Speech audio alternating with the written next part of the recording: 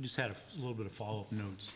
You know, we've heard public comment about the licensing process. It's administrative heavy, it's archaic, it's time-consuming, not cost-effective for the city. My issue with that is, I think one of our biggest and most important things the council, the body of council, needs to do is protect our public, protect the safety of our public. And I can't and I won't put a price on public safety. I think that license should stay in place. However, there is also in public comment, there was concerns with the costs and what the value is they're getting for this $100 per year license. So I'd like to throw out there, why don't we just do a $0 cabaret license? We're talking what, $800, eight businesses? At our peak, it was 12 businesses in a year.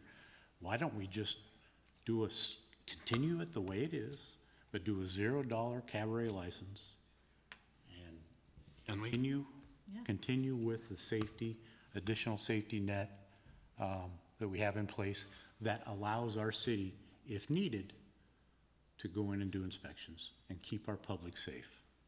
I saw eyebrows go up over there at the staff saw table. finance eyebrows, which is important eyebrows. Get out of here. No, it's 800. So one of the contexts for permitting and for any of the services that we provide, right, is that we should not be providing services without attempting to recover our administrative costs, because otherwise we are providing a specific benefit. So for example, in the development world, we need to recover our consultant costs associated with specific or unique permitting for a particular property application. And we do so through setting our permit fees. And making sure that they cover.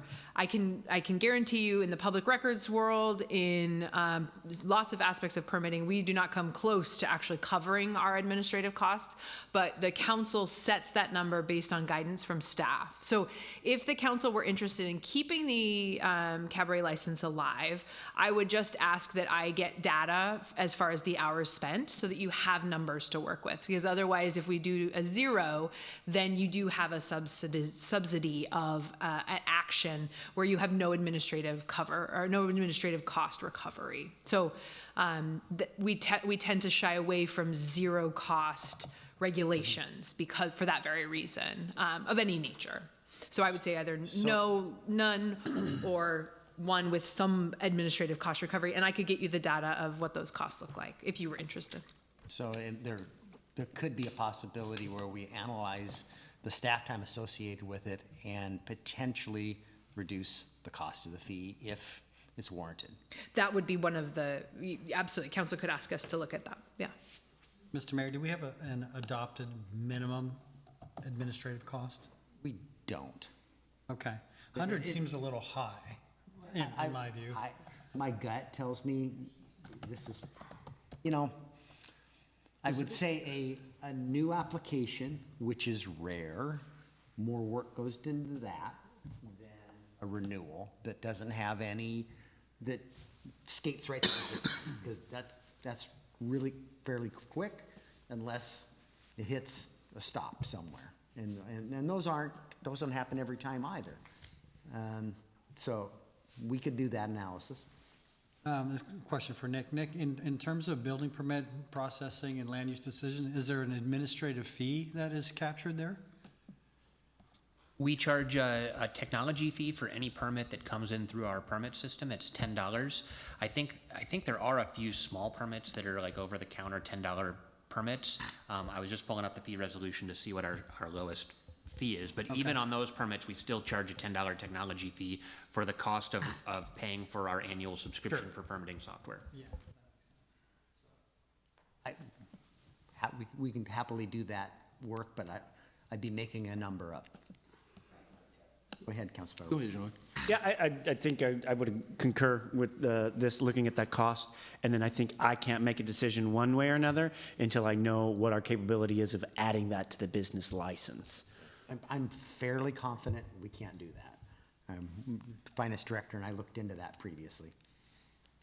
We can't, It's so weird that there's 280 of us throughout the state that don't have any ask of that or any need. I would think that they would build that accommodation in, or even that there's a separate page you got to print out that you can lid it on there, and then you got to turn it in directly to the city. I don't know, but we've got to find a way to make that where it's all in one process. Technology's come a long way these days. Maybe we just need to ask. Well, I think it's born largely out of the state legislature, who a few years ago consolidated control over the business license process in order to make it uniform. So all cities were obligated to choose either between the state and File Local, which is another group that was created.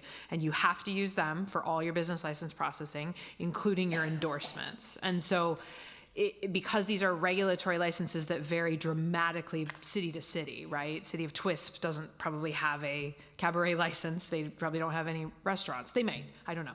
But they do, sorry. Not to disparage Twisp, they're a beautiful community. But for the state to then build a uniform system that would apply to all agencies, I just don't think that was in their framework when they were making a uniform application process.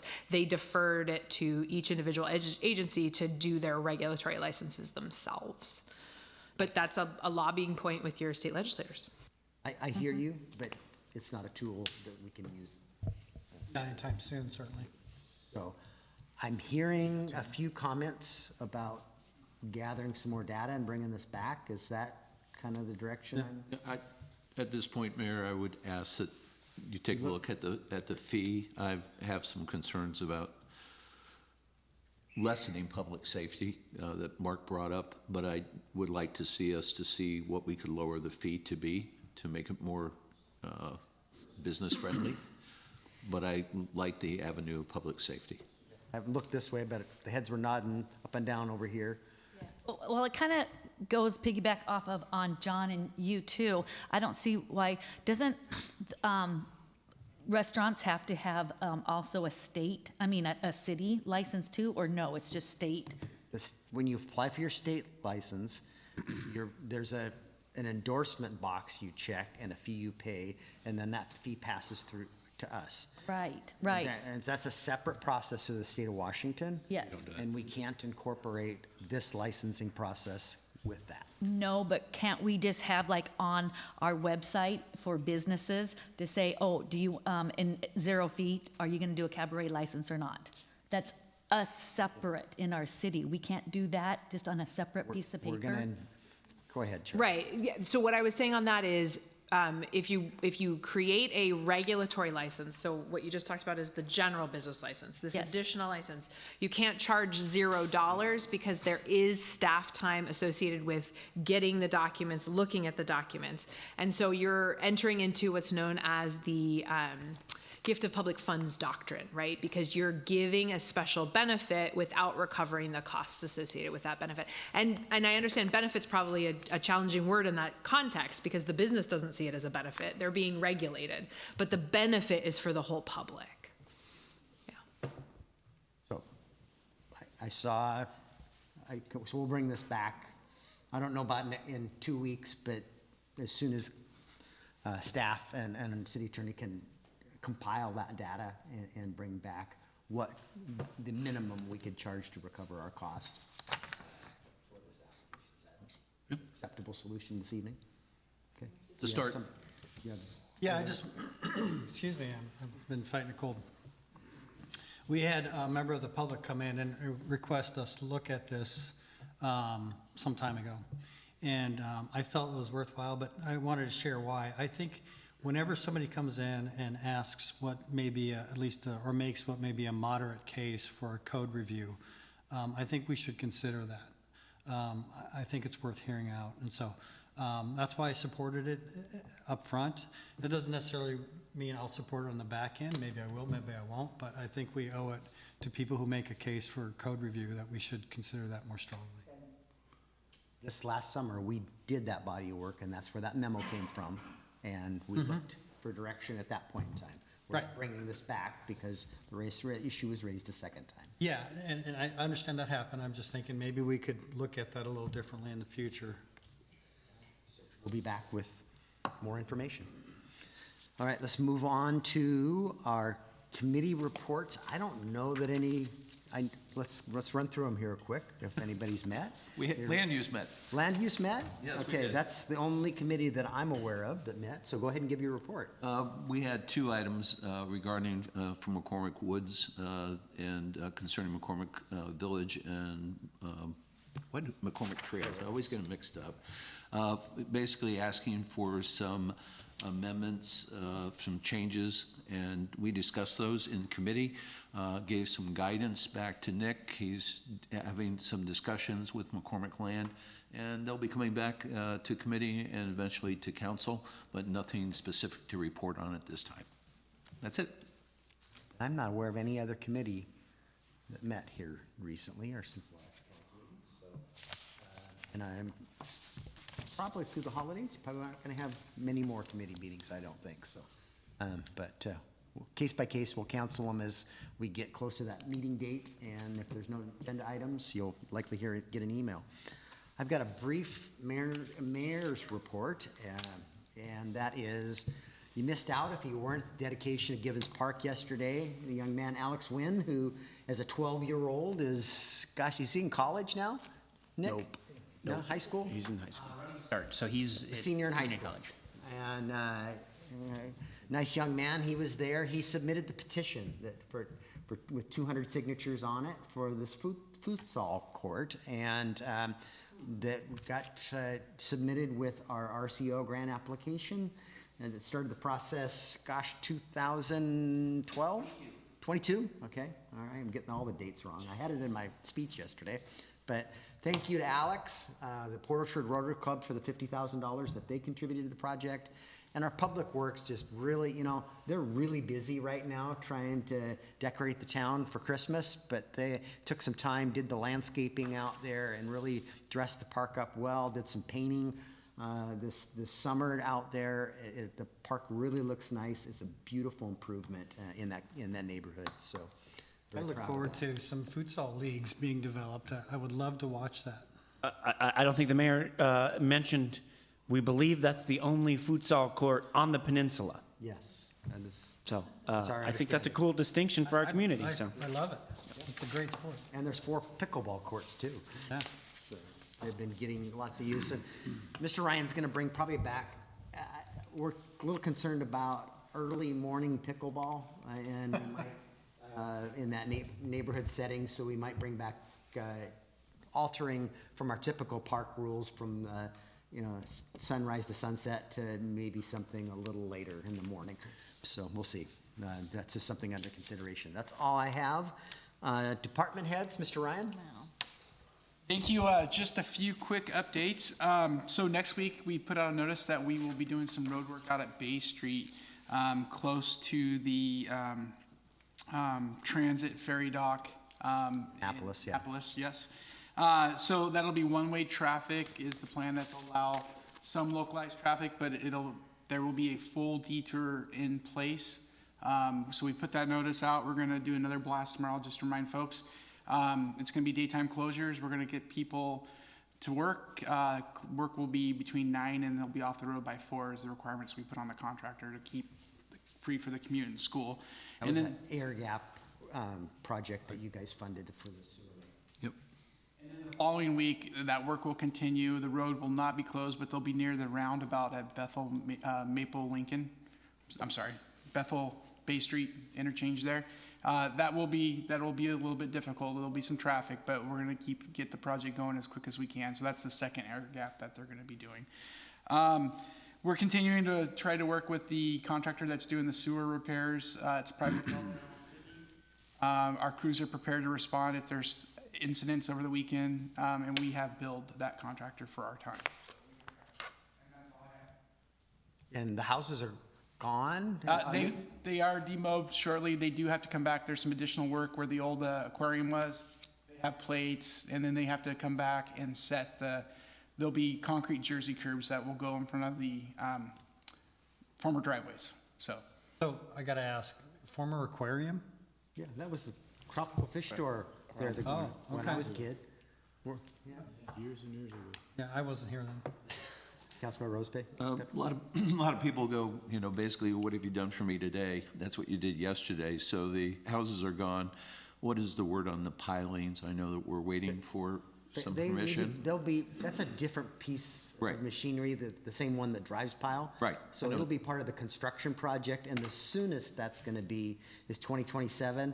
And I don't know that that's realistic because of all the other, if we truly go to the construction on the community center and truly go to construction on Bethel Phase 1, there are only so many engineers in the city of Port Orchard. I was just asking what the next Yeah. step was with the pilings, because that Yeah. will be the next question will be asked. When the next phase Phase of starts. gets constructed, the pilings get removed.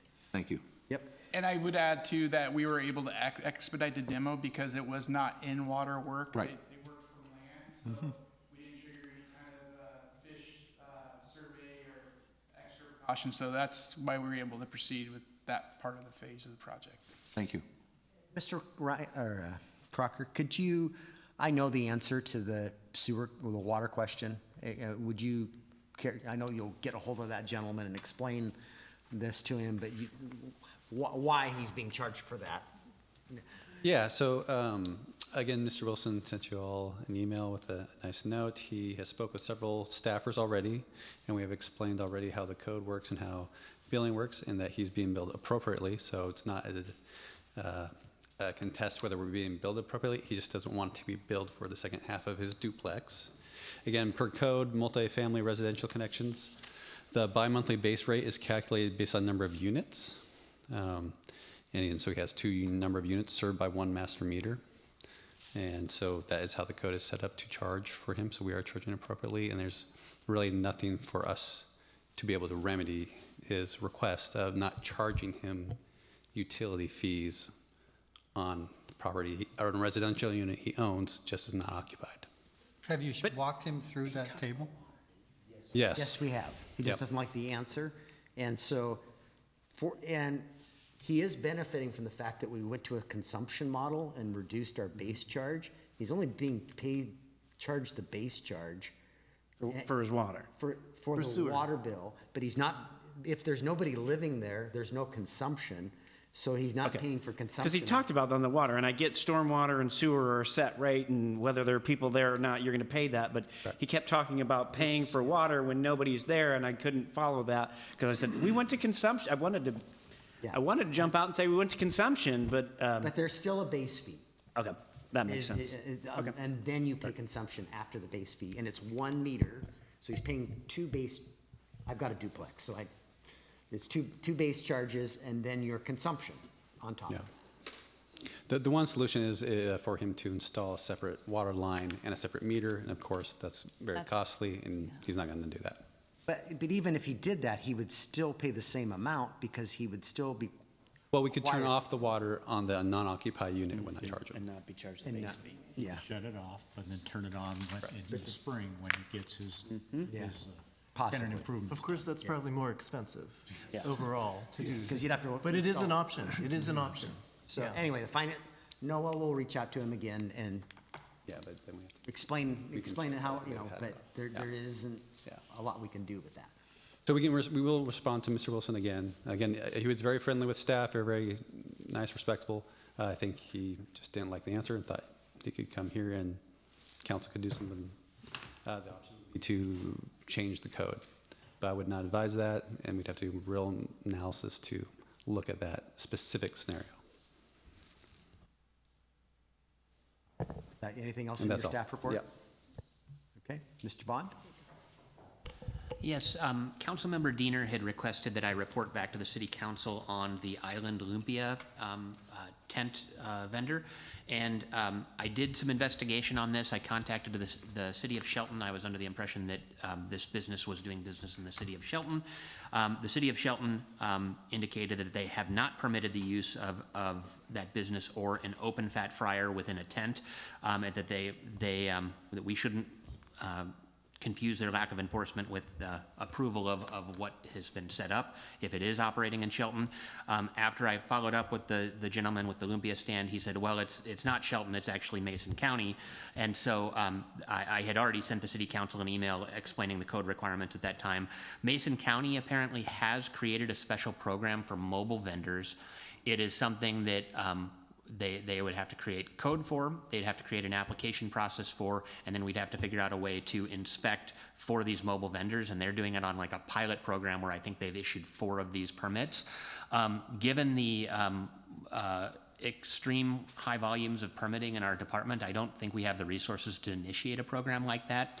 Moreover, the building code does not allow open fat fryers within a tent. You're not supposed to have cooking appliances or devices that produce sparks, grease-laden vapors, or flying embers within 20 feet of a tent. And so to do that, I think they're treating this as like a special event, and you can do something in a tent under a special event, but not on a regular use.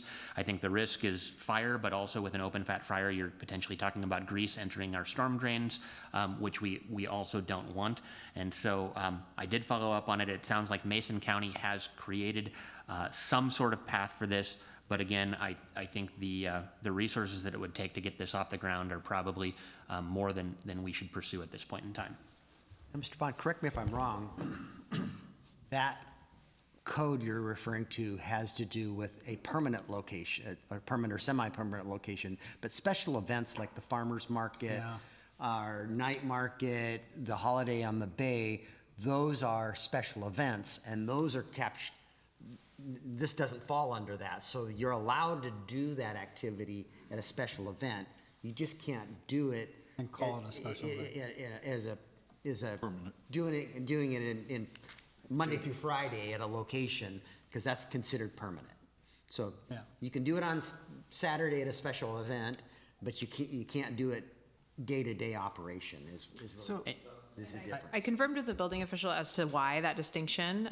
If you think about it, it makes sense, and I appreciated it. So for a special event, we go out and we inspect how it is set up. We have plans for specifically how it will be set up, and we ensure that it's set up in that way. If they were to use this as a permanent location, we would have to inspect each day, because they're either taking it down each day, or we are not aware that each day they fire up that fat fryer, the grease hasn't built on the ceiling, the equipment hasn't been modified in some way. So there's a limited exception for this type of work in a special event, which is specifically regulated for a one-time use in that nature, as opposed to it being a permanent cooking facility, which the tents are not built for that functionality. And this type of cooking equipment can go in a food truck, and if somebody wants to have a fat fryer in a mobile vendor, it needs to be in a food truck with a hood and proper fire suppression equipment. Right. And are they looking to reestablish the Town Square Mall? So this had been set up at the Town Square Mall, yes. Was that the question? Yes, that was Yes, my correct. question. Well, my question was, is that where they want to continue to set up? I have not heard that they're looking at other locations. Okay. But that was where it had been operating without approvals. I'm just curious, because that clearly, to me, separates it from special events. I thought it was a truck. It's not a truck, it's a tent? Tent. Okay, thank you. I agree, that's what was presented to us, was it was a truck. Initially was So you presented. want a permanent structure in a tent? Is that what he's trying for? It's a pop-up. It doesn't comply, and we're just following up and making Good you luck, understand yeah, why. I will say that. Yeah. Mr. Bond, do you have anything else? That is all, thank you. Ms. Archer? Thank you. 2 quick things. One, just to flag for you, I and my colleague Jennifer, who was here at your last meeting, will be presenting at the AWC Elected Officials Essentials Workshop on December 6th, and that's something you can dial into remotely. It's always a nice refresher. It's geared towards newly electeds, but it's always a great refresher, so I invite you to that. Jennifer also conveyed to me that at the last council meeting, there was a concern about social media usage and social media accounts that was raised, and she conveyed to me that it was a good training point again for the council. I know we've talked before about the Lindkey versus Freed decision from the U.S. Supreme Court, and that decision just from a couple years ago changed the landscape entirely as it relates to whether your social media accounts are First Amendment public forums. So prior to that decision, we had a Ninth Circuit decision that said if you were using your personal social media account or a social media account that was attached to you, linked to you in any way, if you used that for city business, there was a risk that you were creating a public forum. And if you created a public forum, there were a number of elected officials who got in a serious First Amendment hot water for blocking comments, deleting comments.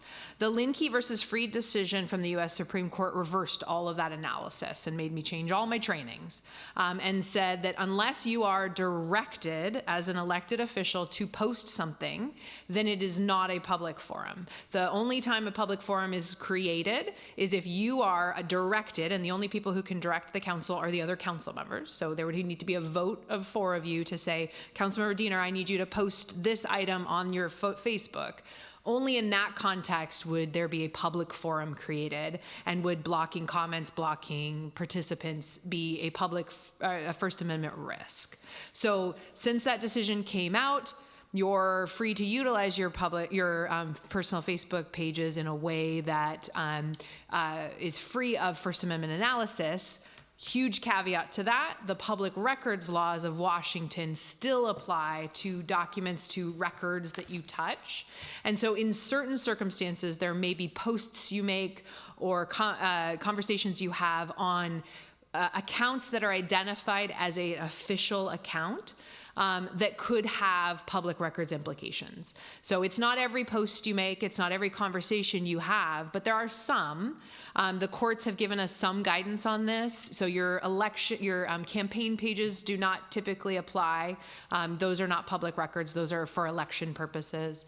If it's a pure personal account and you are merely engaging in conversation with your neighbors about, hey, come to this council meeting, we're going to talk about these things, we have guidance from the courts that that's not a public record. But as to public records laws, those remain highly nuanced and an important conversation for you and I to ever have if we get a public records request, or if you have any issues with your use of your social media. But as to First Amendment analysis and the idea that there's legal risk associated with you choosing to block or exclude someone from your personal page, I'm not a prolific user, but I understand you can do that. You can say no to people who want to post. You can delete posts. There's no First Amendment concerns with that after the Linkey versus Freed decision. So any questions on that? I'm always happy to take them offline. Thank you. Thank you. Janine, do you have anything from the clerk's office? Oop, you just skipped the chief. I'll get to him. He doesn't always get to go next. No report, thanks. And Ms. Lund, you're in the audience. I bet. Save your for last. I'm saving him for last. Well, good evening. It's been a while since I've been here, so I do have a report to give you. Since my last visit here about 6 months ago, we've updated some job descriptions and some policies, and we're required to report those to you. So I'm going to go quick. Job descriptions under Ordinance 008-20. The mayor has authorized changes to Municipal Court Administrator, Deputy Director, Community Development, Plans Examiner, Building Inspector 2, and our Parking Enforcement Officer job descriptions, all housekeeping in nature, updating language, formatting, that kind of thing. Under Resolution 007-11, we're required to report to you when the mayor authorizes changes to existing personnel policies and procedures. And again, I have a list for you. Inclement weather, we updated that policy coming into the storm season to recognize telecommuting and working at alternative city facilities as options. Workers' compensation to address the day of injury and how we will pay you when you're at the hospital emergency room waiting for your stitches. Sick leave, the legislature made some changes to allow sick leave for immigration purposes. So we had to update our sick leave policy. And we had to do some clarifying language related to the Family Medical Leave Act and sick leave, which also changed our Family Medical Leave Act policy. The Smart Commuter Benefit Program you approved earlier this year to allow the city to help employees with carpooling efforts and van pooling. It has been very popular and was requested that we expand that to seasonal and temporary employees, and we did that so that they too can take advantage of the Orca card that we can purchase for them, etc. Lastly, updating the personnel policies, personal holiday policy, just to kind of prorate those policies depending on the time of year that you're hired. We just felt like we needed to make some changes there. End of my report, other than to say happy Thanksgiving to everybody.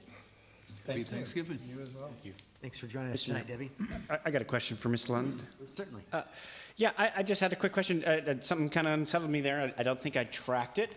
Maybe at the state legislature, but you had said that there's a change that you can use sick leave for immigration purposes. Correct. So at what point does immigration fall under a sickness? If at the point that you or a family member need to take time off of work to deal with an immigration matter, you can deduct that time from your sick leave bank if you're an hourly employee. So do we differentiate sick leave from other leave? We do, vacation, holidays, that kind of thing. Okay. I'm very confused on how that qualifies as a sickness and/or what other sicknesses could I use as an excuse to use that time? The Washington State came out with the paid sick leave requirement, 1 hour of sick leave for every 40 hours worked thing a few years back. So I think they're just adding to that as they continue to see some employers don't provide that paid time off very easily to their employees. And I think the legislature's attempt is to say, hey, people have lives outside of work. And I get sometimes that. it That's why we requires them to provide paid be time off, right? Other than sick leave. Right. So I think I have a problem with that, but it's not with you, right? Right. But, Right. that's a whole nother situation. Yeah, So, it's a very long list of reasons you can take sick leave. Yeah. Well, I appreciate Same with bereavement. the Family Leave Act and some of the things that it's done for folks. It has caused us probably, I'm missing probably 20%. It's about a 20% impact, overall. It does, there is an impact, a definite impact, so. But that's a conversation for another day. Chief, you've got. Yeah, your thank you. staff So report. I wanted to publicly brief you on the incident at South Kitsap High School last week because there's been a lot of public interest, and then also a little bit of my own crow. So on November 20th at 10:58, our officers were dispatched to South Kitsap High School for the report of a student who had been hit in the head with a pole. Officers arrived at 11:01, so 3 minutes later, and contacted a 15-year-old female in the nurse's office. The student had a head injury and was being treated by school staff. South Kitsap Fire and Rescue was dispatched to provide additional medical aid, and she would eventually be transported by aid to a local hospital for additional treatment. Officers contacted an additional victim, a 15-year-old male, who had been the original caller to 911. The male had also been hit in the head, sustaining an injury. He received medical aid and was later taken by private vehicle to a local hospital for additional treatment. Officers identified a suspect and developed probable cause to arrest a 16-year-old male for reckless endangerment and assault 3. Suspect was contacted in the classroom and arrested at 11:13, so 12 minutes after we arrived. He was booked into the Kitsap Juvenile Detention Center, and additional charges may be filed by the prosecutor's office as appropriate. The investigation determined that the suspect had dropped a metal stanchion from landing above where 2 victims were seated, and the stanchion struck both victims. But I also want to address my messaging on that morning. I could have done better, and for that I apologize. And I want to take a moment to express my sincere regret for not wholly communicating my position. I fully support the officer's decision to make the arrest.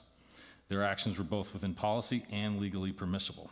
We'll always support our officers when they do what is right, both legally and ethically. No officers were disciplined over this incident.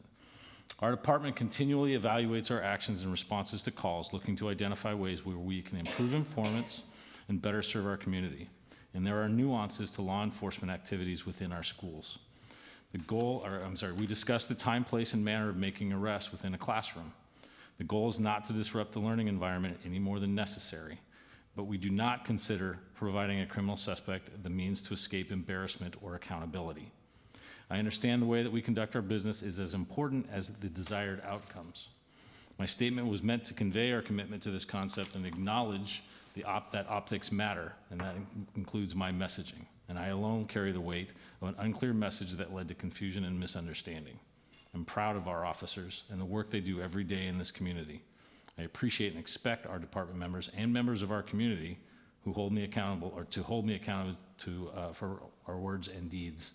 We all deserve to work in an environment where we're allowed to make mistakes, fall, and get back up again. So thank you for your continued support of our department, its personnel, and it remains a privilege to serve this community. So I'm more than willing to answer any questions that I am able. Councilmember Rose Pepe, go ahead. Chief, I think you're being too tough on yourself, to be honest with you. I talked to an administrator at the high school, and they feel that the situation was handled appropriately. And so thank your officers, and stop whipping yourself. I appreciate that. Thank you. Councilmember Fenton, go ahead. Yeah, I want to thank you, Chief Brown, and, you know, for the superintendent to come in here too. And yeah, you are being a little hard, but you handle it really well. And also, I just like how you, having that relationship is super important with the school and then you guys. Yes. And so, yes. 100%. Thank you. Go ahead. Yeah. Well, first off, I know how much you respect your officers. So your initial statement that you sent out, I didn't take it anything more than I know who you are and I know how much you value your staff. So yeah, don't be so hard on yourself too. But can I ask what changed? Nothing changed. So I spoke to the mayor and I was kind of curious of like what happened, and he told me that it was a little bit different, but nothing changed, just your... The messaging that we initially put out was confusing, and that has caused some consternation in the community. So this is more to make sure that the messaging is correct, to make sure that everyone understands where we stand. I mean, there are a number of people that believe that officers had been disciplined. That is not the case. When we sit down after these and debrief, I could have used a different word than counsel, because that was what caused the confusion. No one was counseled.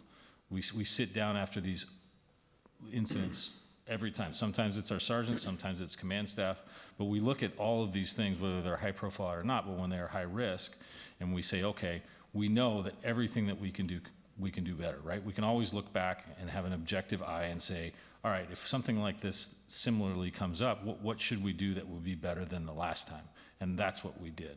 But my messaging was confusing, and that caused the issues as it kind of spun around on Facebook and within the community. And I would rather come here and, like I said, eat a little bit of crow and make sure that the community understands and hears from me what the reality is, so that there isn't any question and people aren't filling in blanks. Well, I applaud you, so, yeah. And when we had spoke, that Yeah. that first message, it just Oh, came no, out. that's what I was saying, And like, it yeah. led to many people to assume not the right things. And if anything, maybe we should have maybe slowed down a little bit and put a better message out Yes. later Oh. versus So- rushing to get something out immediately. You guys are fantastic, so. Yeah, and so, I mean, it's Yeah. another one of those things where we just haven't caught up to some of our goals. I mean, as you read in our strategic plan, you know, the goal is to have a strategic communications plan so that when incidents come up, we're not building the plane while we're flying it. We have a framework to address some of these things that can slow down messaging and have it be a little bit more accurate.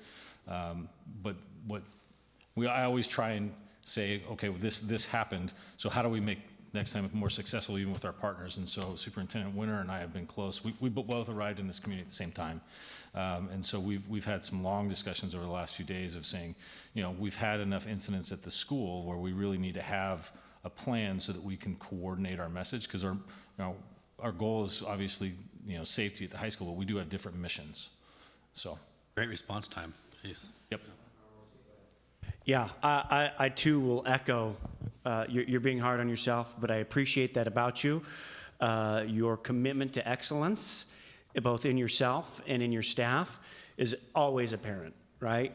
And I couldn't think of two better individuals here, both in front of us tonight, that carry such high character in the roles that they serve in this community. So we appreciate that, because that's the ante to the party to holding the job and holding this community together. And so I know I need to tell you, we appreciate that just as much as I tell Superintendent Winter. I hope that we can get some, I don't know if we have that message anticipated getting out there on official channels. I think that's a great message. I think people need to hear some of that timeline too and understand, how fastly this all really happened, because I too have seen some of the stuff in the interwebs that make this, we're talking about this short of a time window, and so you did a great job. I will also say I would love to see this council get behind this. I know this is probably 2 meetings in a row. I think last week I was asking for a K-9, but I think a school resource officer is absolutely something that this community could benefit from, and I hope that we can find some resources in the future. Yes, and this message that I read you was published on our website and both Facebook pages today at 4 o'clock. And I've you saw my message back to that. I shared it with all of you that, that isn't in the strategic plan for the police department in our long-term plans. We're still getting complaints though about property crime and car theft and speeding and reckless driving. So, but if there's a lot of young youth out there participating in that, if they have a good influence with the school resource officer, maybe we have a lot less of that. So I do think it a benefit to this community. Yeah, it's in our plans. So, Councilmember Diener. So I won't further the accolades that you've gotten, but I agree with the speakers before me. I think it's underappreciated, the kind of the variety of emergency situations that you have to respond to, which, requires different thinking for different approaches. And so it's not, your jobs aren't necessarily run of the mill. And so I appreciate your response and how it worked out. I also think it's important for the public to hear tonight, those that will listen to this, that you do a debrief after these kinds of events and talk about teachable moments. And so that's really important to hear as well. And so thank you for what you do and your officers as well. Thank you. Thank you. Completes the department head reports. We're to our second citizen comment period. Deputy Chief, you wanting to address the council this evening? No? Anybody online? Please use the raise your hand feature. Is anybody online, Janine? Yeah. We have 2 people online, but they have not raised their hand. All right, we'll close the second citizen comment period. And I'm sorry, can I also interject? So the notice that he just read has not been posted to the city's Facebook page yet, but it will be by the end of the day. I just well, the day's kind of over, but if you're here. Yeah, how about tomorrow? How about tomorrow morning? Facebook never waits. So we're good of the order. I just have one. I am having some surgery in another week, and I will miss the December 9th council meeting. So Councilmember Diener, I'm just putting you on notice that you'll be running the meeting on December 9th. I will be in town for this. All right, sounds good. That was my, and you have a go to the order, sir? I have 2 quick good of the orders. One, I don't believe this body meets before our big holiday extravaganza here in town. Holiday on the Bay is not this weekend, but the following, but I don't believe we meet next week. So there's that. And then secondly, speaking of, because she's probably knee deep in planning Holiday on the Bay, she also sent us an email from Sam Smith. Josephine's talking about the bathroom facility and some of the conversations we had on whether or not that should be open all the time. I think we kind of heard from the merchants saying, maybe until we get more activity and more stuff going over there, we shouldn't have it open at all times. And I thought that maybe we should approach that topic again.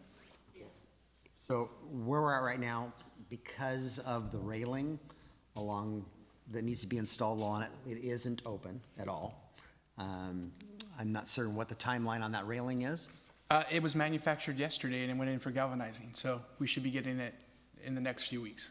Okay, so probably won't even be available for us to use. So it's not urgent, but it's a fair question. Sam and the merchants did weigh in saying, you know, and I recommend from a step, so the restroom was never designed to be a public restroom. It's not bulletproof like your typical public restroom. It was, when the design happened to that building, it's a nice restroom, and it won't hold up to unwanted activity into it. I'll say that. It was in the midst of the design, the council gave directions, we want a public restroom down on the waterfront. And so the design of it didn't change, just the desire to have it something be more than a staff restroom in that facility. How nice is this Taj Mahal bathroom? It's just not your typical. Isn't it built into the sewer lift station? It is, but it doesn't have your solid stainless things like a typical park restroom is what we would typically. So it's got an expensive faucet, all-in-one faucet that is also a hand dryer in it. All in one unit. It's just not if you go to one of our park restrooms, you know what I'm talking about. The sinks are bolted to the wall and they're made out of cast stainless steel. The toilets are that way. It's not that type of, it isn't that type of restroom, and it won't hold up the way the ones that are in our park were designed. I'm sorry, maybe I missed it. What was the contemplated use of this bathroom once it was? Staff. For staff restroom. So is it locked then, except for staff? That is the intent. Right now, it's not open because. No, I know it's not open right now. That was the intent in the design, okay? And it wasn't this city council, because that design took years. It was 3 or 4 years in process. The council before this gave direction to staff to say, but we want that to be a public restroom, okay? But it had already been designed. Well, there was a public restroom in the former pump station. I'm not arguing that. I'm just telling you what we have. Yeah, no, this makes sense. It's funny that there's all this opposition to something that's not even open yet. Correct. We got an email.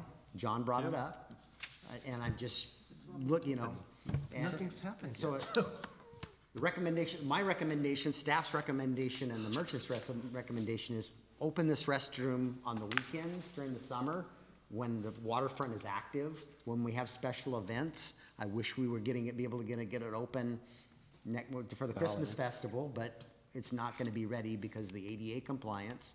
But we'll do whatever you guys want us to do. I'm just saying it'll take staff time to lock it and unlock it on a daily basis. And my concern is folks hoteling in the restroom because there aren't eyes on the waterfront. The Port of Bremerton, whose office is right there, is also asked us not to open it on a daily basis, so. Well, then they shouldn't be advertised as public restrooms because we have people that come for the summer and they visit during the week, and it just doesn't make sense. When we open that plaza out there and open the community center, that restroom should be open every day of the week because we're gonna have people down there and activity down there. We've got people parking there and leaving right now, and in the wintertime, not a lot of that activity. Okay, I'm looking forward to more discussion. Yeah, me too. I thought that email came just from Sam, not all the merchants, because I know another merchant. President of the Merchants Association. She signed both. She signed it, yeah. Right, but when I was talking to Lizzie down there, she wanted that open. So unless they changed their mind, or because I thought it was just she didn't want that open. But so I'm surprised because I like to hear from the other merchants. Her main objection was operational costs. And that's part of it too, yes. Well, Of her bathroom? of the bathroom. Can we go to the order? No, of the Yeah, new bathroom during the week. Scott passed out an email with the Kraken on it. Yeah, that was cool. And after talking to a few council members, I'm definitely interested in trying to go that route. So we pivot away from the bathroom and you lost it. Let's go to the order. I mean, the bathroom conversation needs a. We gotta talk more on That needs to be another Where's day. the Kraken going in That this needs to, bathroom? that needs to be another day. Like, I'm killing that conversation. But I definitely think that we need to. That's a game changer. That's a game changer. I want to. Whatever staff needs to. So I've already look into that. We talked already about with the Yeah, you design have that. team. We're on it, and the Okay, yeah. folks at Rice Fergus Miller Yeah. and have that, and the landscape architect. The other thing I'm trying to get is, remember the FIFA money we put into the budget to no idea. spruce up the Cost of the waterfront? house? I haven't seen what the benches and thing, so we have seen some of the concepts.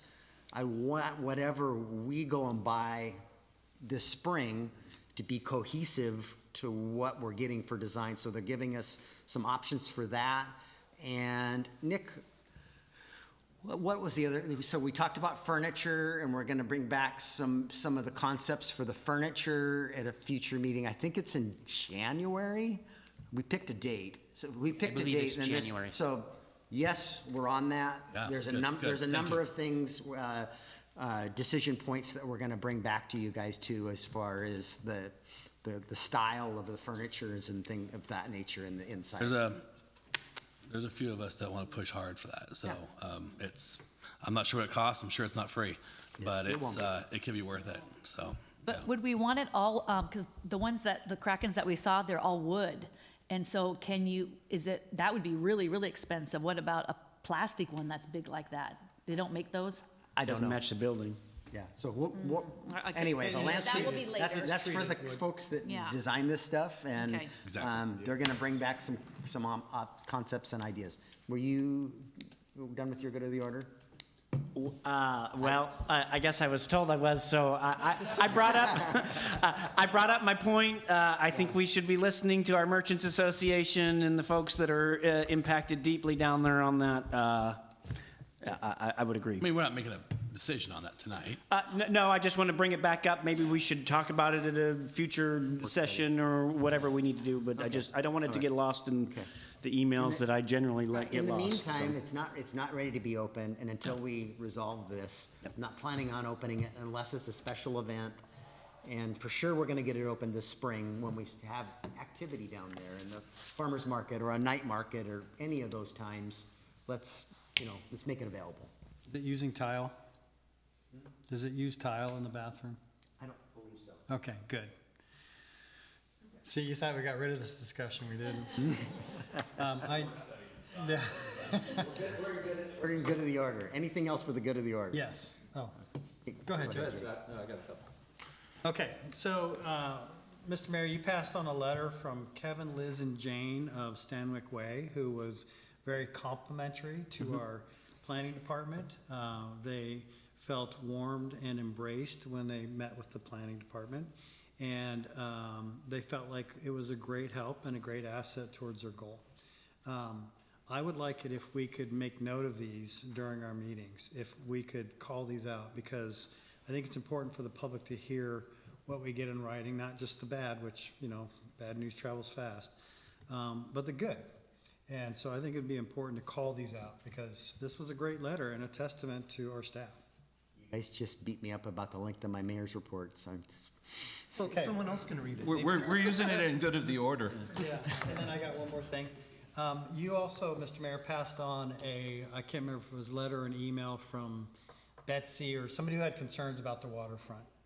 And I'd like to take that on and maybe as a work study item, but I think we ought to consider a letter signed by the council to the port asking for certain improvements in advance of FIFA.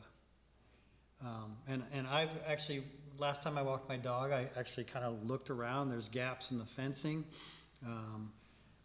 I think those benches have outlived their decades of use. And there's some other things that I think the port could do to make that more welcoming.